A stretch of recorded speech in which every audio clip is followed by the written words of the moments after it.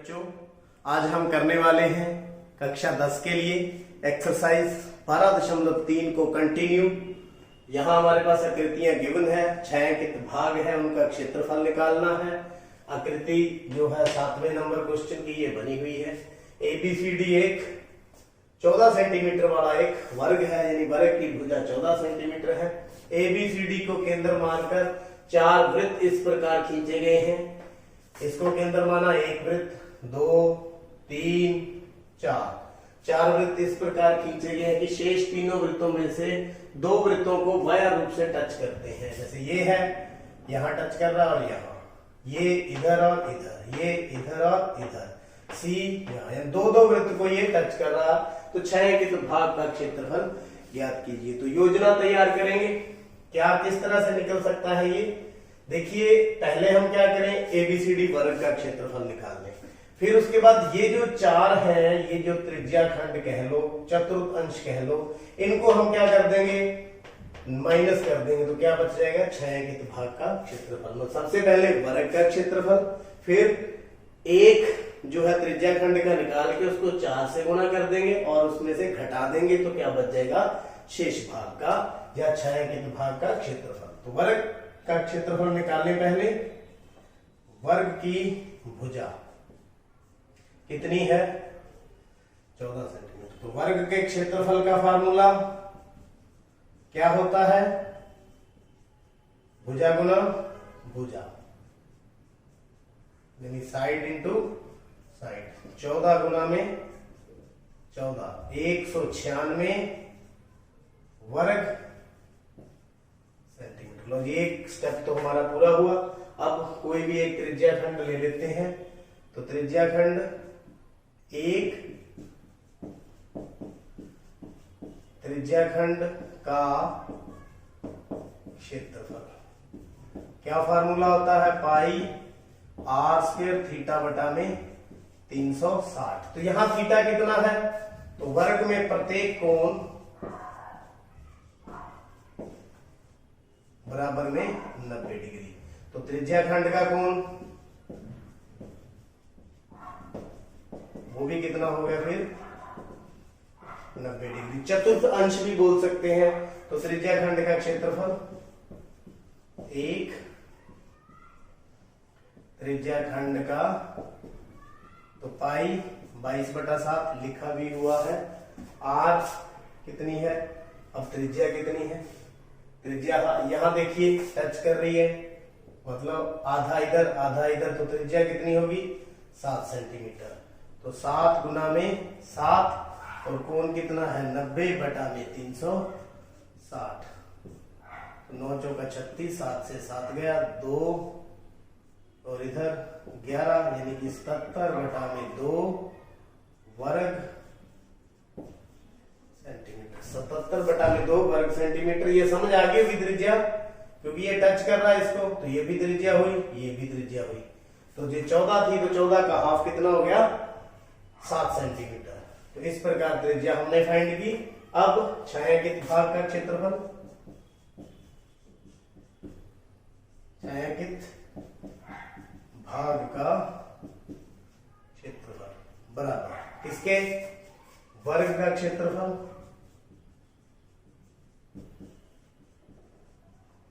Minus 4 त्रिज्या खंड है, 1, 2, 3, 4, माइनस 4 गुना में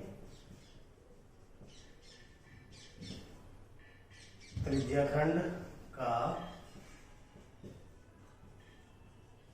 क्षेत्रफल। तो छायांकित भाग का क्षेत्रफल बराबर में 196। तो किसका हो गया, वर्ग का, माइनस 4 गुना में 77 बटा में 2। लो जी, 2 दूनी 4, 196 माइनस 7 दूनी 14 और 1 15, 6 में से 4 गया 2 और 9 में से 5 गए 4। तो 42 वर्ग सेंटीमीटर। इस प्रकार ये आपका जो सम था ये पूरा हुआ। क्या किया, पहले वर्ग का निकाला, फिर 4 त्रिज्या खंडों का क्षेत्रफल उसमें से माइनस कर समझते हैं। 8वां सम, ये हमारे पास एक ट्रैक है स्पोर्ट्स का, खेलने का, दौड़ने का। इसके बाएं और दाएं सिरे दोनों क्या है, वृत्ताकार है। दोनों आंतरिक समांतर रेखाओं के बीच की दूरी 60 मीटर है। ये दूरी कितनी है, 60 मीटर। इधर भी कितनी, 60 मीटर।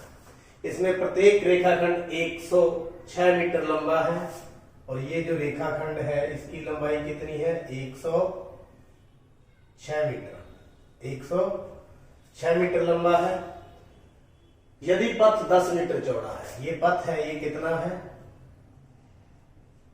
10 मीटर चौड़ा है, तो क्या ज्ञात करना है, पथ के आंतरिक किनारों के अनुदिश मीन साथ साथ एक पूरा चक्कर लगाने में तय दूरी।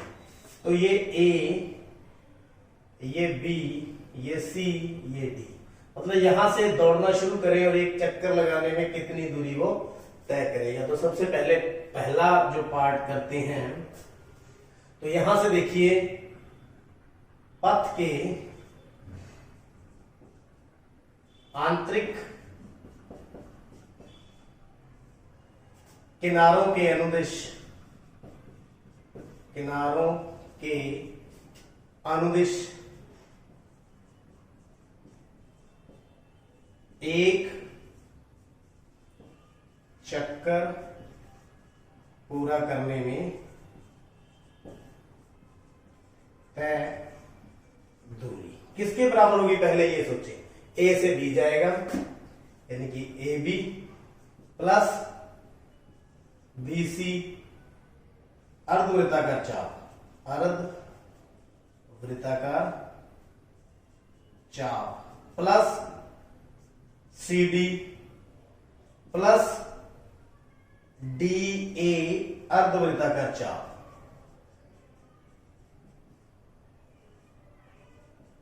की लंबाई लिख देता हूं। तो ये चार चीजें हम ज्ञात करेंगे। तो देखिए जो दूरी आएगी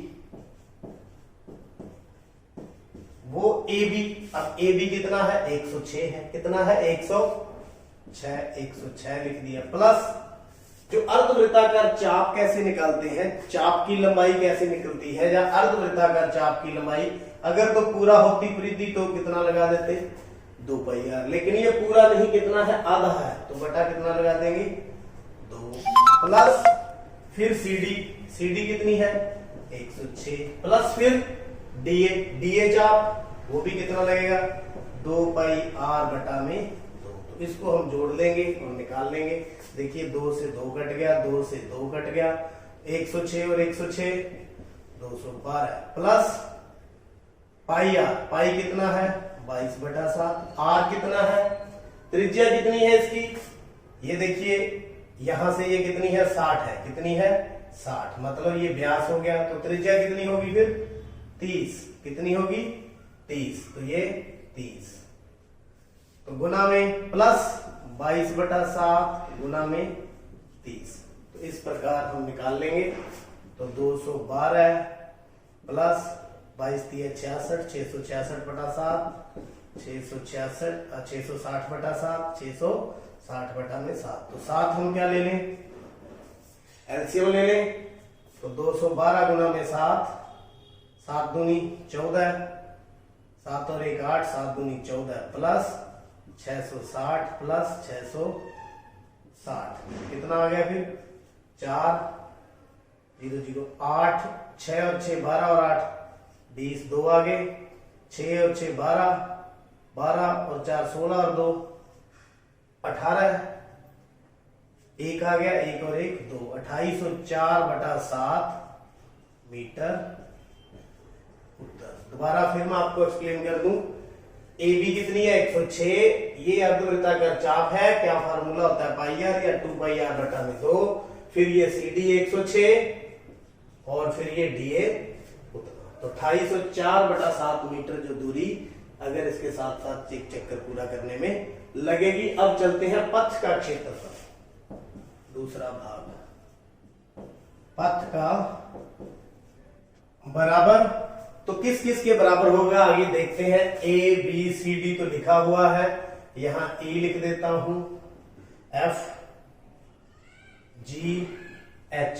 तो मैंने इसके 4 भाग कर दिए, ये आयताकार भाग हो गया, ये आयताकार भाग हो गया, ये पथ हो गया जो अर्धवृत्ताकार पथ है, ये भी अर्धवृत्ताकार पथ है। तो 4 हिस्सों का क्षेत्रफल निकाल के हम जोड़ देंगे। तो कौन कौन से होंगे? एक तो ए बी ई एफ का क्षेत्रफल प्लस ये बी ई जी सी पथ का क्षेत्रफल प्लस ये हो गया सी डी एच जी का क्षेत्रफल, सी डी एच जी का क्षेत्रफल प्लस एक ये रह गया डी एच ए एफ पथ का क्षेत्रफल, डी एच ए एफ अर्धवृत्ताकार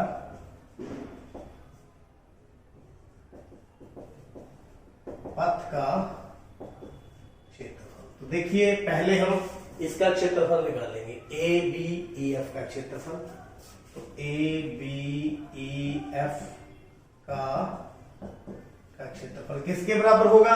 इसके भी बराबर होगा, ये सी डी एच जी के, सी डी एच जी का क्षेत्रफल किसके बराबर? लंबाई गुणा में चौड़ाई। तो यहां पर लंबाई 100 कितनी है? 6 मीटर। चौड़ाई कितनी है? 10। ये 10 है पथ, कितना है?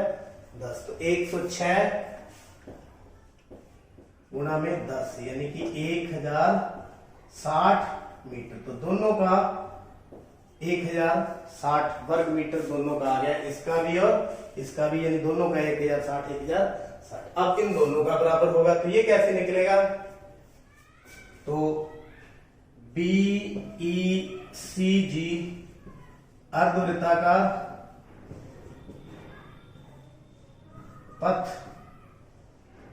का क्षेत्रफल, ये भी दोनों बराबर होंगे, ए डी एच जी अर्धवृत्ताकार पथ का क्षेत्रफल। तो ये निकलेगा कैसे? ये देखो, आउटर जो बाहरी जो है क्षेत्रफल माइनस आंतरिक क्षेत्रफल, बाहरी क्षेत्रफल माइनस आंतरिक क्षेत्रफल। देखो बाहरी क्षेत्रफल मतलब बाहर वाली त्रिज्या लेंगे, अर्धवृत्ताकार है तो अर्धवृत्ताकार का पाई आर स्क्वायर बटा में 2 माइनस पाई आर स्क्वायर बटा में 2। तो यहां आर बाहर वाली और छोटी आर अंदर वाली त्रिज्या लेंगे। देखिए किस तरह से आएगा।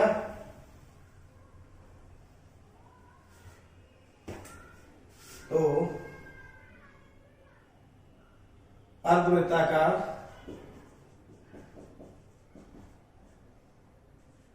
पथ का क्षेत्रफल, तो पाई 22/7 गुना में आर। अब ये बाहर वाली आर कितनी है? ये 10 है, 30 और 10 कितना हो गया? 40। 40 गुना में 40 बटा में 2, क्यों? क्योंकि ये आधा वृत्त है, माइनस 22/7 गुना में 30 गुना में 30 बटा में 2। तो कुछ कॉमन निकाल लेते हैं, ये आ गया 11, ये आ गया 11। तो 11/7 कॉमन ले लिया, अंदर रह गया 40 गुना 40 1600 माइनस 900। मतलब इस प्रकार से कैलकुलेट करते जाएंगे, बराबर 11/7 गुना में 16 में से 900 गया 700, कितना बच गया? 100 बराबर में 1100 वर्ग मीटर। कितना आ गया? 1100 वर्ग मीटर। तो पथ का क्षेत्रफल बराबर किस किस को जोड़ते जाए। अब इसका कितना है? 1060। इसका कितना है? 1100। इस पथ का कितना है? 1060। और इसका कितना है? 1100। तो चारों को जोड़ देंगे, 0 6 और 6 12 1 1 2 3 1 2 3 4, तो 4320 वर्ग मीटर उत्तर। अब उम्मीद तो करता हूँ आपने समझ लिया होगा किस तरह से किया है। इसके 4 भाग किए, ये आयताकार है, ये अर्धवृत्ताकार है, आयताकार है, अर्धवृत्ताकार है, 1 2 3 4, तो चारों को क्षेत्रफल को जोड़ दिया। इस प्रकार ये सम पूरा हुआ। उम्मीद करता हूँ सम आपने अच्छी तरह से समझ लिया है, देख लिया है। और अगर आपने चैनल सब्सक्राइब नहीं किया तो चैनल को सब्सक्राइब करें और वीडियो को सबसे पहले पाएं। आपका बहुत बहुत धन्यवाद।